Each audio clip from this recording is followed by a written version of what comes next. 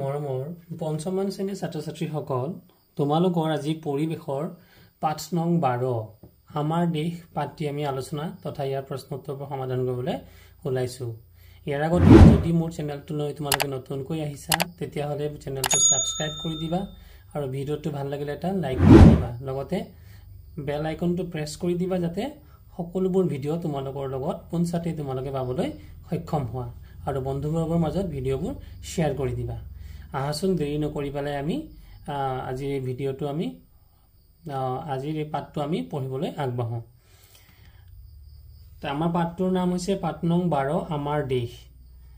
গতিকে আমাৰ দেশখনৰ নাম ভাৰত। আমি সকলোৱে জানো আমাৰ দেশৰ নাম ভাৰত। ই এখন অতি প্ৰাচীন দেশ। প্ৰাচীন কালত ভৰত নামৰ এজন বৰ প্ৰতাপী ৰজাই ইয়াত ৰাজত্ব কৰিছিল। এজন ৰজা আছিল বৰ প্ৰতাপী ৰজা, তেওঁৰ নাম আছিল ভৰত আৰু তেওঁ ৰাজত্ব কৰিছিল আমাৰ দেশখনত।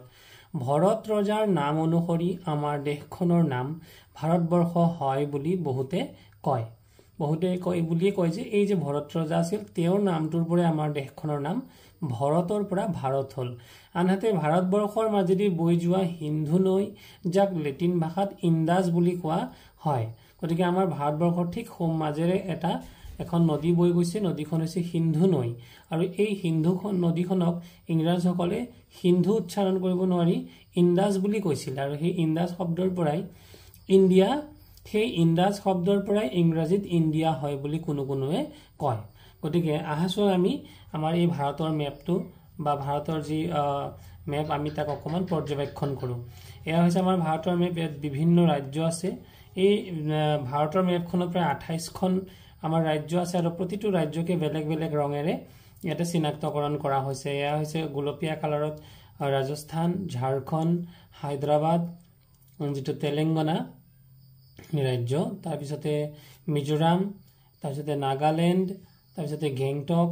ছিকিম ৰাজ্য, তাৰপিছতে হিমাচল প্ৰদেশ। এনেকৈ গোলপীয়া কালাৰত কিছুমান ৰাজ্য কালাৰ কৰা হৈছে। তাৰপিছতে সেউজীয়া কালাৰত আছে আমাৰ মহাৰাষ্ট্ৰ, উত্তৰ প্ৰদেশ, লাডাখ। তাৰপিছতে সেউজীয়া কালাৰত আছে আমাৰ মণিপুৰ, তাৰপিছত আছে তামিলনাডু। গতিকে এইকেইখন ৰাজ্য আমাৰ সেউজীয়া কালাৰ দি পেলাই মানে চিনাক্তকৰণ কৰা হৈছে। তাৰপিছতে কলকাতাও সেউজীয়া কালাৰ, কলকাতা মানে পশ্চিমবংগৰ যিখন আমাৰ ৰাজ্য সেইখনো সেউজীয়া কালাৰ দি পেলাই এনেধৰণে বিভিন্ন কালাৰ দি পেলাই, যেনে হালধীয়া কালাৰে পাঞ্জাৱ দেখিছা তোমালোকে, ইফালে মধ্যপ্ৰদেশ দেখিছা, ভুৱনেশ্বৰ, উৰিষ্যা দেখিছা, হয়নে বাৰু? তাৰপিছতে ইফালে কৰ্ণাটক, এই ৰাজ্যকেইখনো হালধীয়া কালাৰেৰে আৰু গেৰুৱা কালাৰেৰে আছে গান্ধীনগৰ অৰ্থাৎ গুজৰাট, ইফালে আছে বিহাৰ, এনেধৰণৰ ৰাজ্যবোৰ দিয়া আছে। লগতে মেঘালয় আৰু ইফালে আছে অন্ধ্ৰপ্ৰদেশ, সেয়া গেৰুৱা কালাৰ দি পেলাই এনেকৈ বিভিন্ন কালাৰ দি পেলাই আমাৰ 28খন ৰাজ্য ইয়াত দিয়া হৈছে। এতিয়া এই ছবিটোতে আমাৰ কাষতে থকা আমাৰ বিদেশী ৰাষ্ট্ৰবোৰৰ নাম আছে। চোৱা, এয়া হৈছে পাকিস্তান, তোমালোকে মন কৰিবা। তাৰ ওপৰত আছে আফগানিস্তান, তাৰপিছত আছে চীন, ইংৰাজীত চাইনা বুলি কয়, আৰু নেপাল, লগতে ইফালে আছে ম্যানমাৰ বা ব্ৰহ্মদেশ বুলিও কয়, আৰু শেষত ইয়াতে তলত আছে শ্ৰীলংকা। গতিকে এয়াই হ'ল আমাৰ দেশৰ চাৰিসীমাত থকা বিদেশী ৰাষ্ট্ৰকেইখন। হিমালয় পৰ্বতে ভাৰতবৰ্ষৰ উত্তৰ আৰু পূবৰ সীমান্ত অঞ্চল আগুৰি আছে। গতিকে আমাৰ ভাৰতবৰ্ষৰ উত্তৰ দিশত কি আছে? উত্তৰ দিশত আছে হিমালয় পৰ্বত আৰু উত্তৰ লগতে পূব, উত্তৰ আৰু পূব দুটা সীমা মিলাই পেলাই হিমালয় পৰ্বতটো অৱস্থিত। ভাৰতবৰ্ষৰ সীমাত কেইবাখনো বিদেশী ৰাষ্ট্ৰ আছে। ইতিমধ্যে মই কৈ গৈছো। উত্তৰ দিশত থকা ৰাষ্ট্ৰ কেইখন হ'ল নেপাল, ভূটান আৰু চীন দেশ। পূব দিশত ম্যানমাৰ, পশ্চিম আৰু উত্তৰ পশ্চিম দিশত পাকিস্তান আৰু আফগানিস্তান আছে। গতিকে এই দেশবোৰৰ নাম কিন্তু তোমালোকে ভালদৰে মুখস্থ কৰি ল'বা। গতিকে এই যে পাকিস্তান আৰু আফগানিস্তান, এইটো মই আণ্ডাৰলাইন কৰি দিছো। লগতে বিদেশী ৰাষ্ট্ৰকেইখন নেপাল, ভূটান আৰু চীন, আৰু পিছত আছে ম্যানমাৰ। গতিকে এই দেশবোৰৰ নাম। আৰু দক্ষিণৰ শেষ স্থানৰ কাষতে আছে শ্ৰীলংকা অৱস্থিত। গতিকে ভাৰত ভূখণ্ডৰ পূব, পশ্চিম আৰু দক্ষিণ দিশক সাগৰ মহাসাগৰে আগুৰি আছে। কি আছে বুলি ক'লে? সাগৰ আৰু মহাসাগৰে আগুৰি আছে। পূবে বংগোপসাগৰ, পশ্চিমে আৰব সাগৰ আৰু দক্ষিণে আছে ভাৰত মহাসাগৰ। গতিকে তিনিখন সাগৰৰ নাম দিয়া হৈ আছে। কি কি আছে বোলে? পূবফালে কি আছে? বংগোপসাগৰ, পশ্চিমে কি আছে? আৰব সাগৰ আৰু দক্ষিণে কি আছে? ভাৰত মহাসাগৰ। গতিকে এই সাগৰৰ নামবোৰ তোমালোকে মনত ৰাখি ল'বা। গতিকে সিপিঠিৰ মানচিত্ৰ চাই লিখা। আগৰ পিঠিত যি মানচিত্ৰ আছিল ভাৰতৰ কোন কোন দিশত কি কি সাগৰ আৰু মহাসাগৰ আছে আমি লিখিব লাগে। ভাৰতৰ কোন কেইখন ৰাজ্যৰ সীমা বাংলাদেশৰ সীমাৰ সৈতে লগ লাগি আছে? ম্যানমাৰ ৰাষ্ট্ৰ ভাৰতৰ কোন দিশত অৱস্থিত? ভাৰতৰ উত্তৰ দিশত থকা বিদেশী ৰাষ্ট্ৰকেইখনৰ নাম কি কি? গতিকে এয়া আছিল প্ৰশ্ন। গতিকে উত্তৰ দিশত থকা বিদেশী ৰাষ্ট্ৰ, উত্তৰ দিশত থকা বিদেশী ৰাষ্ট্ৰ কি কি হ'ব? এয়া হ'ব চীন হ'ব, তাৰপিছত নেপাল হ'ব আৰু ভূটান হ'ব। তাৰপিছতে ম্যানমাৰ ৰাষ্ট্ৰ ভাৰতৰ কোন দিশত অৱস্থিত? ম্যানমাৰ ৰাষ্ট্ৰ ভাৰতৰ পূৰ্ব দিশত অৱস্থিত। ভাৰতৰ কোন কেইখন ৰাজ্যৰ সীমা বাংলাদেশৰ সীমাৰ সৈতে লগ লাগি আছে? গতিকে তোমালোকে চোৱা, এয়া হৈছে বাংলাদেশ। বাংলাদেশ এই বগা অঞ্চলটোৱে হৈছে বাংলাদেশ আৰু বাংলাদেশৰ লগত কি কি লাগি আছে? আমাৰ পশ্চিমবংগ লাগি আছে, ইফালে আমাৰ মেঘালয় লাগি আছে, ইফালে আমাৰ ত্ৰিপুৰা লাগি আছে, হয়নে বাৰু? এই তিনিখন ৰাজ্য আমাৰ বাংলাদেশৰ লগত মানে টাচ হৈ আছে। লগতে কিছু পৰিমাণে মিজোৰামো আমাৰ ইয়াতে লগ লাগি আছে। দেখিছানে মিজোৰাম? এই যে এইখন জেগাই বাংলাদেশ, এই বগা অঞ্চলটো হৈছে বাংলাদেশ আৰু ইয়াতে আচলতে ইয়াত লিখি দিয়া হৈছে এয়া হৈছে বাংলাদেশ। তোমালোকে মন কৰিবা। গতিকে এই প্ৰশ্নবোৰ আমি আৰু সাগৰবোৰৰ নাম ইতিমধ্যে মই কৈ গৈছোৱেই। গতিকে সাগৰবোৰৰ নামো তোমালোকে। আমাৰ ভাৰতবৰ্ষখন বিভিন্ন ভূ প্ৰকৃতি যেনে পৰ্বত, পাহাৰ, নৈ, বনভূমি, মালভূমি, মৰুভূমি, উপকূল আদিৰে ভৰা। এই প্ৰাকৃতিক অৱয়ৱসমূহে সৃষ্টি কৰা মনোৰম পৰিৱেশে ভাৰতৰ সভ্যতা, সংস্কৃতি তথা ভাৰতীয় মানুহৰ জীৱন ধাৰণৰ প্ৰণালীত প্ৰভাৱ বিস্তাৰ কৰি আহিছে। জানি লওঁ আহা, ভূ প্ৰাকৃতিকভাৱে ভাৰতক 4টা ভাগত ভগাব পাৰি। ইয়াৰ প্ৰশ্ন আহিব পাৰে যে ভূ প্ৰাকৃতিকভাৱে ভাৰতক কেইটা ভাগত ভগোৱা হয়? গতিকে প্ৰথমৰ ভাগটো হৈছে উত্তৰৰ হিমালয় পাৰ্বত্য অঞ্চল। প্ৰথম ভাগটো হৈছে উত্তৰৰ হিমালয় পাৰ্বত্য অঞ্চল আৰু দ্বিতীয়টো হৈছে উত্তৰ ভাৰতৰ সমভূমি অঞ্চল। গতিকে প্ৰথমটোত কি লিখা আছে? হিমালয় পৰ্বতমালাই ভাৰতৰ উত্তৰ আৰু পূব দিশক আগুৰি আছে। কাশ্মীৰৰ নংগ পৰ্বতৰ পৰা অৰুণাচল প্ৰদেশৰ পূব প্ৰান্তলৈকে হিমালয় আৰু ইয়াৰ ঠালঠেঙুলিৰে উত্তৰৰ পাৰ্বত্য অঞ্চলটো গঠিত। উত্তৰ ভাৰতৰ সমভূমি অঞ্চল, এই অঞ্চল ভাৰতৰ পশ্চিম সীমাৰ পৰা পূবে অসমক লৈ বিস্তৃত হৈ আছে বুলি কৈছে। এই অঞ্চল প্ৰায় সমতল। সিন্ধু নৈ আৰু ইয়াৰ উপনৈসমূহৰ উপত্যকা অঞ্চল, ব্ৰহ্মপুত্ৰ, গংগা, যমুনা নৈৰ উপত্যকা অঞ্চল আৰু ৰাজস্থানৰ মৰুভূমি অঞ্চল মিলি এই সমভূমি অঞ্চল গঠিত। মানে গোটেই একেবাৰে ইফালে পশ্চিমত তোমাৰ ৰাজস্থানৰ পৰা ধৰি পূবত অসমলৈকে গোটেইখিনি জেগাকে ভাৰতৰ উত্তৰ ভাৰতৰ সমভূমি অঞ্চল বুলি ধৰা হৈছে। তাৰপিছত আহি গ'ল 3 নম্বৰ, দক্ষিণৰ মালভূমি অঞ্চল। সমভূমি অঞ্চলৰ দক্ষিণ ফালে থকা বৃহৎ মালভূমি অঞ্চলটোৱে হ'ল দক্ষিণৰ মালভূমি বা দাক্ষিণাত্য মালভূমি অঞ্চল। ভাৰতবৰ্ষৰ যদি আমি দক্ষিণৰ ফালে চাওঁ, যিফালে শ্ৰীলংকা, কেৰেলা ইত্যাদিবোৰ আছে, সেই ফালটোৱে হ'ব আমাৰ দক্ষিণৰ মালভূমি অঞ্চল। উপকূলীয় অঞ্চল, দক্ষিণ ভাৰতৰ সাগৰৰ পাৰে পাৰে, এইটো উপকূলীয় অঞ্চল 4 নম্বৰ। দক্ষিণ ভাৰতৰ সাগৰৰ পাৰে পাৰে থকা সমতল অঞ্চলেই হৈছে ভাৰতৰ উপকূলীয়। সাগৰৰ পাৰত যিখিনি অঞ্চল সেই অঞ্চলবিলাকে উপকূলীয় অঞ্চল বুলি কয়। গতিকে আমি ভূ প্ৰাকৃতিকভাৱে ভাৰতৰ কেইটা ভাগ পালো? 4টা। কি কি? 1 নম্বৰ হৈছে উত্তৰৰ হিমালয় পাৰ্বত্য অঞ্চল, 2 নম্বৰ হৈছে উত্তৰ ভাৰতৰ সমভূমি অঞ্চল, 3 নম্বৰ দক্ষিণৰ মালভূমি অঞ্চল আৰু 4 নম্বৰ উপকূলীয় অঞ্চল। গতিকে এই 4টা ভাগ কিন্তু তোমালোকে মুখস্থ ৰাখিব লাগিব। ইয়াৰ পিছত আহাচোন মৰমৰ ছাত্ৰ ছাত্ৰীসকল, আমি ভাৰতৰ প্ৰধান নদ নদী ওপৰতে লিখা আছে চোৱা, ভাৰতৰ প্ৰধান নদ নদী আৰু পৰ্বত পাহাৰসমূহৰ নাম জানি লওঁ। এই যে এই মেপখন হৈছে ভাৰতৰ এই মেপ, কিন্তু ইয়াতে ৰাজ্যসমূহৰ ছবি দিয়া নাই। ইয়াতে বিভিন্ন নদ নদী আৰু মানে পৰ্বত পাহাৰৰ ছবিবোৰ দিছে। এই যে পাহাৰটো দেখিছে, এই পাহাৰটো ভাৰতৰ ভিতৰতে নংগ পৰ্বত, এয়া হৈছে আৰাৱলী পৰ্বত। তাৰপিছতে এয়া হৈছে হিমালয় পৰ্বতমালা। গতিকে হিমালয় পৰ্বতমালা কিন্তু ভাৰতৰ বাহিৰত দেই, ভাৰতৰ ভিতৰত নহয়। গতিকে তাৰপিছত চোৱাচোন, এয়া বিন্ধ্য পৰ্বত, সাতপুৰা পৰ্বত, পশ্চিম ঘাট পৰ্বত, নীলগিৰি পৰ্বত, পূৰ্ব ঘাট পৰ্বত, এফালে আছে কাৰ্বি পাহাৰ, পাটকাই পাহাৰ, তাৰপিছত এইফালে আছে এয়া হৈছে বিভিন্ন ধৰণৰ পাহাৰবিলাকৰ ছবি দিয়া হৈ আছে। তাৰ লগতে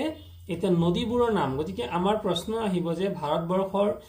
2খন বা 3খন গুৰুত্বপূৰ্ণ পৰ্বতৰ নাম। তেতিয়াহ'লে কি লিখিব পাৰিম আমি? আৰাৱলী পৰ্বত লিখিব পাৰিম, তাৰপিছতে বিন্ধ্য পৰ্বত লিখিব পাৰিম, তাৰ পিছতে সাতপুৰা পৰ্বত লিখিব পাৰিম এয়া হৈছে পৰ্বতৰ নাম যি ভাৰতবৰ্ষৰ ভিতৰত কিন্তু ভাৰতবৰ্ষৰ বাহিৰত হবগৈ হিমালয় পৰ্বতমালা গতিকে হিমালয় পৰ্বতমালা কিন্তু আমাৰ ভাৰতৰ ভিতৰত নহয়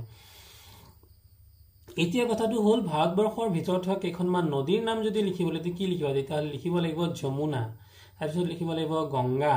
তাৰপিছত লিখিব লাগিব ব্ৰহ্মপুত্ৰ নৈ হয়নে বাৰু তাৰপিছতে আকৌ মহানদী গোদাবৰী এয়া হৈছে গুৰুত্বপূৰ্ণ নদী ভাৰতবৰ্ষৰ ভিতৰত থকা গতিকে মানচিত্ৰ ইয়াৰ তলৰ প্ৰশ্নত চোৱা মানচিত্ৰ চাই লিখা দুটা পৰ্বতৰ নাম আমি নিশ্চয়কৈ পাৰিম দুখন নৈৰ নাম ঠিক আছে ভাৰতবৰ্ষ এখন বিশাল দেশ বিশাল মানে হৈছে বহুত ডাঙৰ 28খন ৰাজ্য গতিকে এইটো কিন্তু প্ৰশ্ন আহিবই আৰু আহে যে ভাৰতবৰ্ষৰ মুঠ ৰাজ্য কেইখন 28খন ৰাজ্য আৰু 8খন কেন্দ্ৰীয় সাহিত্য অঞ্চলেৰে আমাৰ দেশখন গঠিত নতুন দিল্লী ভাৰতবৰ্ষৰ ৰাজধানী গতিকে ভাৰতবৰ্ষৰ ৰাজধানীৰ নামটো কিন্তু আহে গতিকে এয়া হৈছে নতুন দিল্লী ইয়াৰ পিছত আহাচোন আমি জানি লওঁ গতিকে কি জানি লওঁ যে ৰাজ্যৰ নাম আৰু ৰাজধানীৰ নাম গতিকে আমাৰ ৰাজ্য কেইখন 28খন অসম দিছপুৰ এই ৰাজধানীৰ নাম অৰুণাচল প্ৰদেশ ইটানগৰ মেঘালয় শিলং মণিপুৰ ইম্ফল মিজোৰাম আইজল নাগালেণ্ড কোহিমা সিকিম গেংটক পশ্চিমবংগ কলকাতা বিহাৰ পাটনা ঝাৰখণ্ড ৰাঁচী উৰিষ্যা ভুৱনেশ্বৰ ছত্তীশগড় ৰায়পুৰ অন্ধ্ৰপ্ৰদেশ অমৰাৱতী ৰাজস্থান জয়পুৰ ত্ৰিপুৰা আগৰতলা কেৰালা থিৰুৱন্তপুৰম কৰ্ণাটক বাংগালুৰু গোৱা পানাজী গুজৰাট গান্ধীনগৰ মহাৰাষ্ট্ৰ মুম্বাই মধ্যপ্ৰদেশ ভোপাল উত্তৰ প্ৰদেশ লক্ষ্ণৌ উত্তৰাখণ্ড দেহৰাদুন পাঞ্জাব চণ্ডীগড় হিমাচল প্ৰদেশ শিমলা হাৰিয়ানা চণ্ডীগড় তেলেংগানা হায়দৰাবাদ আৰু তামিলনাডু হৈছে চেন্নাই গতিকে এই 28খন ৰাজ্যৰ নাম ইয়াতে সম্পূৰ্ণ 28খন দিয়া নাই বাৰু গতিকে যিকেইখন ৰাজ্যৰ নাম আৰু তাৰ ৰাজধানীৰ নাম দিয়া হয় গতিকে এই লিষ্টখন এই তালিকাখন কিন্তু তোমালোকে একেবাৰে হলখলিয়াকে মুখস্থ কৰি পেলাব লাগিব তাৰপিছত আমি চাওঁ কেন্দ্ৰীয় সাহিত্য অঞ্চলসমূহৰ নাম আৰু ৰাজধানীৰ নাম কেন্দ্ৰীয় সাহিত্য অৰ্থাৎ এয়া হৈছে ৰাজ্যৰ দ্বাৰা শাসিত নহয় এয়া হৈছে কেন্দ্ৰীয় চৰকাৰ বা আমি কেন্দ্ৰৰ ফালৰ পৰা শাসিত হয় যেনে কি নাম আন্দামান নিকোবৰ দ্বীপপুঞ্জ আৰু ৰাজধানী হৈছে পৰ্ট ব্লেয়াৰ দাদৰা আৰু নগৰ হাভেলী আৰু দমন আৰু দিউ ৰাজধানী হৈছে দমন তাৰপিছত দিল্লী আসলতে কেন্দ্ৰই শাসন কৰে দিল্লীৰ ৰাজধানীৰ নাম হৈছে নতুন দিল্লী জম্মু আৰু কাশ্মীৰৰ ৰাজধানী হৈছে শ্ৰীনগৰ গ্ৰীষ্ম আৰু জম্মু হৈছে শীত দুটা অঞ্চল দিয়া আছে এটা গৰম অঞ্চল শ্ৰীনগৰ আৰু এটা ঠাণ্ডা অঞ্চল সেইটো হৈছে জম্মু লাক্ষাদ্বীপৰ ৰাজধানী হৈছে কাভাৰটি পুডুচেৰী ৰাজধানী হৈছে পণ্ডিচেৰী চণ্ডীগড়ৰ ৰাজধানী চণ্ডীগড় আৰু লাডাখৰ ৰাজধানী হৈছে লেহ এই কেন্দ্ৰীয় সাহিত্য অঞ্চলসমূহৰ নাম তোমালোকে একদম 1 2 3 4 5 6 7 আৰু 8 এই 8টা নাম ৰাজধানীতে ধুনীয়াকৈ তোমালোকে কিন্তু মুখস্থ কৰি পেলাবা গতিকে এয়া মুখস্থ কৰাতে আমি সৰুতে আমি নিজেও মুখস্থ কৰিছিলো খুব আনন্দ পাইছিলো দৌৰি থাকোতে গীত গাই আমি মুখস্থ কৰি পেলাম গতিকে তোমালোকেও কিন্তু প্ৰতিটো সময়তে তোমালোকে তেনেকৈ মুখস্থ কৰি পেলাবা এবাৰ আহিম আমি যাতায়াত ব্যৱস্থা লৈ পেলাই যাতায়াত ব্যৱস্থা মানে কি যাতায়াত ব্যৱস্থা মানে হল যিহৰ দ্বাৰা আমি বিভিন্ন এঠাইৰ পৰা আন ঠাইলৈ অহা যোৱা কৰিব পাৰো গতিকে আমাৰ দেশৰ যাতায়াত ব্যৱস্থা ভাৰতৰ বিভিন্ন ৰাজ্যৰ মাজত যাতায়াতৰ বাবে বহুতো ৰাষ্ট্ৰীয় ঘাইপথ ৰেলপথ আৰু আকাশী পথৰ ব্যৱস্থা আছে এয়া কিন্তু আহিব এই পথবোৰেদি বিভিন্ন ধৰণৰ যান-বাহনৰ সহায়ত ভাৰতৰ বিভিন্ন ৰাজ্যৰ মাজত আৰু লগতে আন দেশলৈও যাতায়াতৰ সম্ভৱ হৈছে এয়াই হৈছে আমাৰ দেশৰ পৰিবহণ ব্যৱস্থা তে পৰিবহণ ব্যৱস্থা কি হ'ব প্ৰথমটো পৰিবহণ ব্যৱস্থাই হ'ব এয়া তোমালোকৰ নাম লিখিবলৈ হ'ব ৰেল পৰিবহণ গতিকে ৰেল পৰিবহণ হৈছে ভাৰতবৰ্ষৰ সবাতোকৈ গুৰুত্বপূৰ্ণ পৰিবহণ ব্যৱস্থা ভাৰতবৰ্ষত ব্ৰড গজ আৰু মিটাৰ গজ এই দুই প্ৰকাৰৰ কি বুলি ক'লে ব্ৰড গজ আৰু মিটাৰ গজ এই দুই প্ৰকাৰৰ ৰেলপথৰ ব্যৱস্থা আছে যদিও পাহাৰীয়া অঞ্চলত ঠেক গজ দেখিছানে বাৰু পাহাৰীয়া অঞ্চলত কি আছে ঠেক গজ ৰেলপথো আছে উত্তৰ পূৰ্বাঞ্চলৰ মেঘালয় সিকিমত এতিয়াও ৰেলপথৰ ব্যৱস্থা হোৱা নাই এই কথাষাৰ কিন্তু জানিব লাগিব ক'ত বুলি ক'লে মেঘালয় আৰু সিকিম এই দুইটা ঠাই যেহেতু এই ঠাইবোৰ পাহাৰীয়া অতিকৈ ওখ অঞ্চল এইবোৰত কিন্তু এতিয়াও ৰেলপথৰ ব্যৱস্থা হোৱা নাই অসমত 1882 পৰা 1884 চনৰ ভিতৰত ডিব্ৰু মাৰ্ঘেৰিটা ৰেলপথ নিৰ্মাণ কৰা হৈছিল এই প্ৰশ্ন আহিব পাৰে যে অসমত কিমান চনৰ ভিতৰত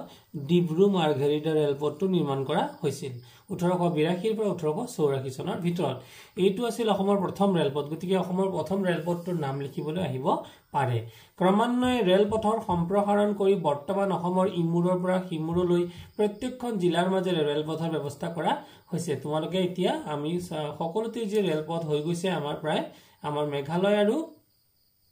সিকিম এই দুখনৰ বাহিৰে বাকি সকলো ঠাইতে কিন্তু ৰেলপথৰ ব্যৱস্থা হৈছে অসমৰ ভাৰতৰ আন আন ৰাজ্যলৈ যাবলৈ ৰেল পৰিবহনৰ সুব্যৱস্থা আছে ৰেলপথসমূহৰে দৈনিক বয়বস্তু এঠাইৰ পৰা আন ঠাইলৈ কঢ়িওৱা সহজ হৈ পৰিছে মানুহে কম সময়ৰ ভিতৰতে আৰু কম খৰচতে বহু দূৰ দূৰণিলৈ অহা যোৱা কৰাত সুবিধা হৈছে হয়নে বাৰু বহু দূৰ দূৰ ঠাইলৈ আমি কিন্তু কম সময়ত অহা যোৱা কৰিবলৈ আমি ৰেলেৰে সুবিধা পাইছো আৰু ৰেলত যেহেতু তাৰ মূল্য বা ভাড়াও কম আৰম্ভণিতে ৰেল বিলাক ভাপ ইঞ্জিনেৰে চলোৱা হৈছিল ভাপ ইঞ্জিন মানে পানীৰ ভাপ সৃষ্টি কৰি পেলাই তাৰ পৰা ৰেলবোৰ চলোৱা হৈছিল বৰ্তমানে ডিজেল আৰু ইলেক্ট্ৰিক ইঞ্জিনৰ সহায়ত চলোৱাৰ ফলত অতি বেগেৰে ৰেল চলাচল সম্ভৱ হৈছে তোমালোকে ৰেলত বাৰু উঠিছানে মোক কমেন্ট বক্সত জনাবাচোন পথ পৰিবহণ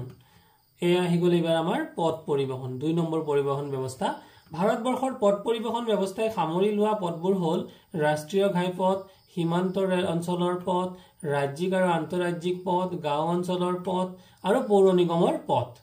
পথ পৰিবহণ ব্যৱস্থাই দৈনিক মানুহ আৰু মালবস্তু কঢ়িয়াই আমাৰ যোগাযোগ ব্যৱস্থা সুচল কৰি তুলিছে গতিকে ওপৰত দুখন ছবি দেখি পাইছা এই এতিয়া বৰ্তমানৰ ছবিখন দেখিছা তোমালোকে বিভিন্ন ধৰণৰ যান বাহন যেনে বাছ কাৰ মালবস্তু কঢ়িওৱা সৰু সৰু টাটা মটৰ এইবিলাক আছে আৰু ওপৰৰ ছবিখনত আছে ট্ৰেইনৰ ছবি গতিকে সেইখন আছিল যাতায়াত ব্যৱস্থা আছে ৰেল পৰিবহণ আৰু এইখন হৈছে পথ পৰিবহণ উত্তৰ ভাৰতৰ মানালী লেহ ৰাষ্ট্ৰীয় ঘাইপথ পৃথিৱীৰ ভিতৰতে সৰ্বোচ্চ পথ পৰিবহণ ব্যৱস্থা পৰীক্ষাত প্ৰশ্ন আহিব যে পৃথিৱীৰ ভিতৰতে সৰ্বোচ্চ পথ পৰিবহণ ব্যৱস্থাটোৰ নাম কি নাম হৈছে উত্তৰ ভাৰতৰ মানালী লেহ ৰাষ্ট্ৰীয় ঘাইপথ খুব গুৰুত্বপূৰ্ণ প্ৰশ্ন তোমালোকে কিন্তু এইবিলাক আগলৈকো জানিব লাগে বিভিন্ন ধৰণৰ কুইজ বিভিন্ন ধৰণৰ পৰীক্ষাত এইবোৰ কিন্তু জানিব লাগে এতিয়ালৈ অসমত প্ৰায় 42641 কিলোমিটাৰ পথ নিৰ্মাণ কৰা হৈছে প্ৰধান পথবোৰ হ'ল ৰাষ্ট্ৰীয় ঘাইপথ গড়কাপ্তানি পথ জিলা আৰু পঞ্চায়ত পথ ৰাষ্ট্ৰীয় ঘাইপথসমূহে অসমক দেশৰ আন আন ৰাজ্যৰ লগতো সংযোগ কৰিছে তোমালোকৰ জিলাখনৰ মাজেৰে বা কাষেৰে পাৰ হৈ যোৱা ৰাষ্ট্ৰীয় ঘাইপথখনৰ নাম লিখা আমাৰ মাজেৰে পাৰ হৈ যোৱা ৰাষ্ট্ৰীয় ঘাইপথ আছে 37 নং ৰাষ্ট্ৰীয় ঘাইপথ ৰাষ্ট্ৰীয় ঘাইপথ তোমালোকে লিখিব পাৰি আমাৰ ইয়াৰ পিছতে আছিল জল পৰিবহণ অৰ্থাৎ পানীৰ মাজেৰে যি পৰিবহণ বা পানীৰ মাজেৰে যি যাতায়াত আমি কৰিব পাৰো ভাৰতবৰ্ষৰ জলপথক দুটা ভাগত ভগাব পাৰি আন্তঃদেশীয় আৰু উপকূলীয় বা সাগৰীয় জল পৰিবহণ ভাৰতবৰ্ষৰ তিনিটা ৰাষ্ট্ৰীয় জলপথ হ'ল গংগা ভগীৰথী এটা 1 নম্বৰ দিছে গংগা ভগীৰথী হুগলী নদীৰ জল পৰিবহণ ব্যৱস্থা 2 নম্বৰ দিছে ব্ৰহ্মপুত্ৰৰ শদিয়া ধুবুৰী জল পৰিবহণ ব্যৱস্থা আৰু 3 নম্বৰ দিছে পশ্চিম উপকূলীয় খাল জল এয়া হৈছে 3 নম্বৰ এয়া হৈছে 2 নম্বৰ খাল জল পৰিবহণ ব্যৱস্থা ভাৰতত এই এটা গুৰুত্বপূৰ্ণ কথা ভাৰতত 12টা প্ৰধান জাহাজ বন্দৰ তোমালোকৰ খালি ঠাইবোৰত কিন্তু এই প্ৰশ্নটো আহে যে ভাৰতত কিমানটা প্ৰধান জাহাজ বন্দৰ আছে কেইটা হ'ব উত্তৰটো 12টা মনত ৰাখিবা ইয়াৰ ভিতৰত প্ৰধান 4টা বন্দৰ হ'ল মুম্বাই চেন্নাই বিশাখাপট্টনম আৰু কলকাতা তাৰ পিছত চোৱা বৰ্তমান ব্ৰহ্মপুত্ৰ নদীৰ তীৰত থকা জাহাজ ঘাটসমূহ এইটো নাম আহিব পাৰে ডিব্ৰুগড় দিচাংমুখ নিমাতী ঘাট বিশ্বনাথ চাৰিআলি গুৱাহাটী আৰু গোৱালপাৰা আৰু ধুবুৰী এইকেইটা আকাশী পথ পৰিবহণ এবাৰ শেষত আহি গল আকাশী পথ পৰিবহণ মানে আকাশৰ মাজেদি যি আমি আসলতে কাখৰ চিত্ৰটো দেখি তোমালোকে ধৰিব পাৰিছা যে যিটো নেকি আকাশেৰি চলে ভাৰতবৰ্ষত বিমান সেৱা চৰকাৰী আৰু বেচৰকাৰী খণ্ডৰ অন্তৰ্গত চৰকাৰী মানে চৰকাৰী বেচৰকাৰী মানে আমি প্ৰাইভেট বুলি ক'লে বুজি পাওঁ এয়াৰ ইণ্ডিয়া বিমান সেৱা চৰকাৰী খণ্ডৰ অন্তৰ্গত ইণ্ডিগো স্পাইচ জেট আদি বেচৰকাৰী খণ্ডৰ অন্তৰ্গত কি বুলি ক'লে ইণ্ডিগো আৰু স্পাইচ জেট এয়াৰ ইণ্ডিয়া হৈছে চৰকাৰী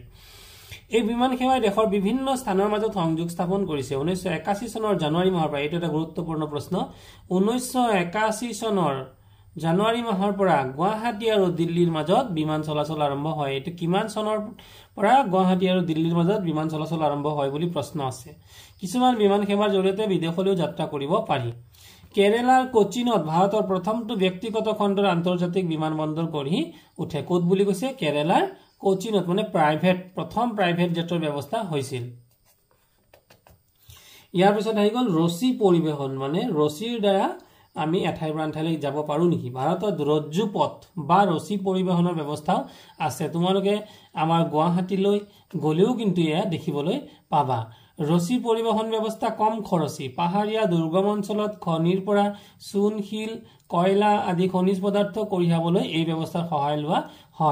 হয় যে মানুহতকৈও কিন্তু বস্তু কঢ়িয়াবৰ কাৰণে এনে ধৰণৰ ব্যৱস্থা এই যে ৰছী পথ ব্যৱস্থাটো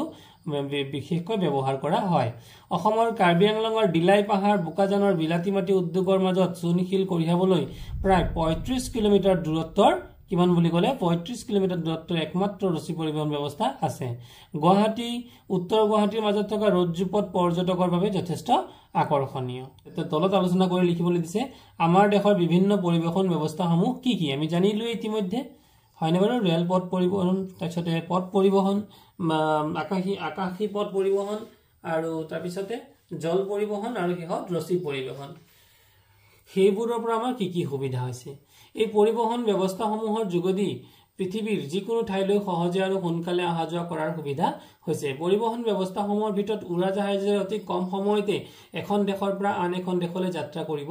পাৰি এই যাত্ৰা আৰামদায়ক কিন্তু ব্যয়বহুল উৰাজাহাজেৰে গলে কিন্তু আৰামদায়ক যথেষ্ট সোনকালে আমি কৰবাৰ এঠাই আনঠাইলৈ যাব পাৰো কিন্তু যথেষ্ট খৰচী ভাৰতবৰ্ষৰ সৰ্বসাধাৰণ লোকে যাতায়াতৰ বাবে পথ পৰিবহন আৰু ৰেল পৰিবহনেই বেছিকৈ ব্যৱহাৰ কৰা দেখা যায় হয় আমাৰ ভাৰতীয় মানুহে বেছিভাগি ৰেল আৰু পথ এই দুইটাকে বাছি লয় আৰু কিছু সংখ্যক মানুহেহে আকাশী পথ পৰিবহনটো বাছি লয় উন্নত পৰিবহন ব্যৱস্থাই দেশ এখনৰ অৰ্থনৈতিক উন্নতি যথেষ্ট বৰঙণি যোগায় যদি পৰিবহন ব্যৱস্থা যদি ভাল হয় দেশখনো কিন্তু কি হ'ব উন্নতি হ'ব ইয়াৰ পিছতে আছিল বৈচিত্ৰ্যৰ মাজত ঐক্য আমাৰ ভাৰতবৰ্ষত ধৰ্ম সংস্কৃতি সাজপাৰ আদি নানা দিশত ভিন্নতা আছে হয় যেনে এতিয়া ইতিমধ্যে তোমালোকে দেখিছা যে বিহাৰী মানুহে ছট পূজা পাতে বাকি বিভিন্ন হিন্দু শ্ৰেণী মানুহে দুৰ্গা পূজা পাতে আমাৰ অসমৰ ঘাই আৰু প্ৰধান আমাৰ জাতীয় উৎসৱ হৈছে বিহু তাৰ বাহিৰেও কিন্তু বিভিন্ন যেনে ধৰি লওক আদিবাসী সম্প্ৰদায়ৰ লোকসকলে কৰম পূজা পাতে গতিকে তেওঁলোকৰ সাজপাৰ বিলাকো কিন্তু অলপ বেলেগ গতিকে বিভিন্ন সকলৰ যেনে বাথৌ পূজা আছে বড়োসকলৰ বাথৌ পূজা গতিকে তেওঁলোকৰ প্ৰত্যেকৰে কিন্তু খাচী জয়ন্তীসকলৰ কিছুমান ড্ৰেছ গাৰোসকলৰ কিছুমান ড্ৰেছ বেলেগ বেলেগ আছে গতিকে সাজপাৰ বিলাকো মানে আমাৰ জাতি অনুযায়ী সাজপাৰ বিলাক অলপ বেলেগ হয় ইয়াত হিন্দু ইছলাম শিখ খ্ৰীষ্টিয়ান বৌদ্ধ জৈন আদি বিভিন্ন ধৰ্মৰ লোকে বসবাস কৰে অঞ্চলভেদে উৎপাদিত বস্তু ভিন ভিন হোৱা হেতুকে আমাৰ মাজত খাদ্যৰ অভ্যাসৰ ক্ষেত্ৰতো ভিন্নতা আছে উদাহৰণস্বৰূপে পাঞ্জাব হাৰিয়ানা উত্তৰ প্ৰদেশ আদিত প্ৰচুৰ পৰিমাণে গম উৎপাদন হয় সেই কাৰণে তাৰ মানুহৰ মূল খাদ্য ৰুটি তেওঁলোকৰ কি খায় ৰুটি বুলি কৈছে কিন্তু আমি কি খাওঁ আমি কিন্তু ৰুটি আমাৰ মূল খাদ্য নহয় আমাৰ মূল খাদ্য ভাত আনহাতে উৰিষ্যা অসম পশ্চিম বংগ আদিত ধান প্ৰচুৰ পৰিমাণে উৎপন্ন হোৱাৰ বাবে এইবোৰ অঞ্চলৰ মানুহৰ প্ৰধান খাদ্য হৈছে ভাত আমাৰ দেশত বিভিন্ন ভাষাভাষী লোক আছে ইয়াত 250টাতকৈও অধিক ভাষা উপভাষা আছে এই কথাটো জানিব লাগিব যে আমাৰ দেশত কিমানটা ভাষা আছে 250টাতকৈ অধিক ভাষা আৰু উপভাষা আছে এনে 22টা ভাষা সংবিধানৰ দ্বাৰা স্বীকৃত বিভিন্ন ভাষাভাষী ধৰ্ম আৰু সমাজক ৰীতিনীতি পালন কৰা লোকসকলৰ মাজত কিছু সামাজিক ভিন্নতা থাকিলেও সকলোৱে মিলাপ্ৰীতি আৰু সহযোগিতাৰে বসবাস কৰি থাকে হয় যে আমাৰ সংস্কৃতি আৰু মানে যি কালচাৰ বা যি সংস্কৃতি হেয়া ভিন্ন ভিন্ন যদিও কিন্তু আমাৰ অসমৰ লোকসকলে সকলোৱে একতাৰ এনাজৰীৰে বান্ধ খাই থাকে আৰু সকলোৱে মিলাপ্ৰীতিৰে চলে বিভিন্ন ভিন্নতা থাকিলেও সকলো ভাষা সংস্কৃতি আৰু ধৰ্মক আমি সমানে সন্মান আৰু শ্ৰদ্ধা কৰো সেই কাৰণে সকলোৰে বাবে ভাৰত এখন মিলন ভূমি এই মিলন হৈছে জাতি ভাষা আৰু সংস্কৃতিৰ মিলন হে ভাৰতৰ সংস্কৃতিৰ প্ৰধান বৈশিষ্ট্য হ'ল অনৈক্যৰ মাজত ঐক্য গতিকে এই ছবিটো তোমালোকে দেখিছা চোৱাচোন এই ছবিটোত কি দিয়া আছে বিভিন্ন ধৰণৰ সাজপাৰ দিয়া আছে যেনে এই সাজপাৰটো তোমালোকে দেখিছা এয়া নৃত্যই বিভিন্ন ধৰণৰ নৃত্য কৰিছে এয়া হৈছে কাইকুট্টিকালি নাচৰ এক নৃত্য কথক ডেন্স বুলি কয় এই কথক ডেন্সৰ এক সাজ তাৰ পিছতে আমাৰ বিহুটো আছেই বাৰু তাৰ পিছতে এয়া বিভিন্ন দেখিছেনে বাৰু এয়া এক ধৰণৰ সাজ বেলেগ বেলেগ ধৰণৰ কিছুমান সাজপাৰ আছে এয়া আছে বেলেগ বেলেগ ধৰণৰ সাজ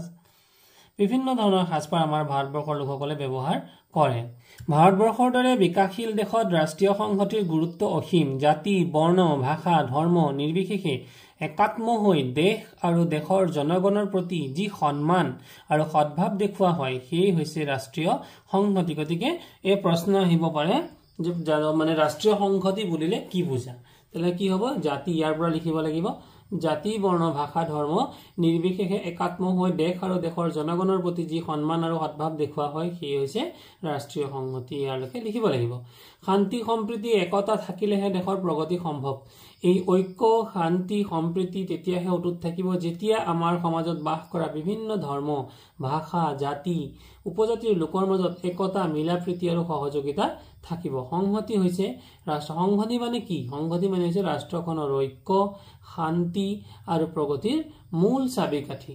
এখন দেশ যদি প্ৰগতি হ'বলৈ হয় ডেভেলপ হ'বলৈ হয় তেতিয়াহ'লে কি লাগিব একতা লাগিব শান্তি লাগিব ছবিত দিয়া ব্যক্তিসকলে ৰাষ্ট্ৰীয় সংহতিৰ হকে কি কি কাম কৰি থৈ গৈছে চমুকৈ জানি লওঁ আহা এয়া হৈছে মহাত্মা গান্ধী প্ৰথম ছবিখনত দ্বিতীয় ছবিখনত মৌলানা আবুল কালাম আজাদ যিজনৰ কাৰণে আমি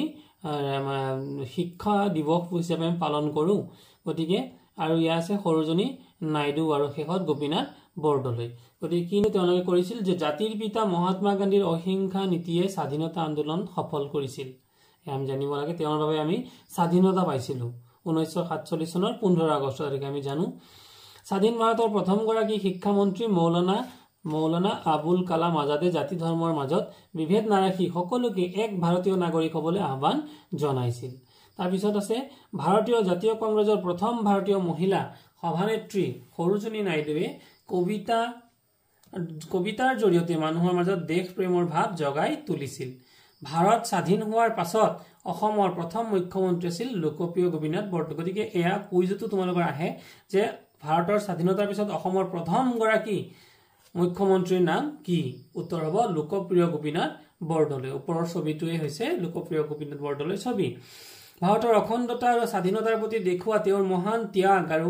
আমাৰ সকলোৰে বাবে অনুকৰণীয় এই সকলোৰ উপৰি আমাৰ দেশত ৰাষ্ট্ৰীয় সংহতিলৈ অৰিহণা যোগোৱা আন বহুতো নেতা আৰু নেত্ৰী আছে শিক্ষক শিক্ষয়িত্ৰীৰ পৰা জানি লৈ তেওঁলোকৰ নাম লিখা তোমালোকেও কিন্তু নিজৰ শ্ৰেণীত শিক্ষক আৰু ছাৰ বাইদেউৰ লগত আলোচনা কৰি তেওঁলোকৰ নাম লিখিবা ইয়াৰ পিছত আছিল ৰাষ্ট্ৰীয় সংহতি অটুট ৰাখিবলৈ আমি নিজাববীয়াকৈ কিছুমান প্ৰচেষ্টা হাতত ল'ব লাগিব সেইবোৰৰ কিছু কথা জানি লওঁ আহা মাতৃভাষাৰ উপৰি আমাৰ চুবুৰীয়া জনজাতিসকলৰ ভাষা শিকিব লাগিব আমি কাৰ্বি শিকিব লাগিব গাৰো শিকিব লাগিব হয়নে বাৰু বড়ো ৰাভা আদি ভাষাও আমি শিকিব লাগিব যিমানে ভাষা ক'ব পাৰিম সিমানে আমাৰ মাজৰ ভিন্নতা দূৰ হ'ব খুব দৰকাৰী এটা কথা কৈছে ভাষাৰ জৰিয়তে ভাৱৰ বিনিময় কৰিব পাৰি যিকোনো ভাষা নেপালী হোক বঙালী হোক আমি অসমীয়াটো জানিবই লাগিব তাৰ উপৰি বড়ো ৰাভা কাছাৰী যিমান ভাষাবোৰ আছে আমি যিমান জানিব পাৰো সিমানে আমাৰ ভিন্নতা আমাৰ গ্যাপ বিলাক কমিব স্বাধীনতা দিৱস গণতন্ত্ৰ দিৱস গান্ধী জয়ন্তী আদি উৎসৱত সকলো ভাৰতীয়ই ধৰ্ম ভাষা জাতি আদি ভেদাভেদ পাহৰি এক হৈ অংশগ্ৰহণ কৰিব লাগে হয়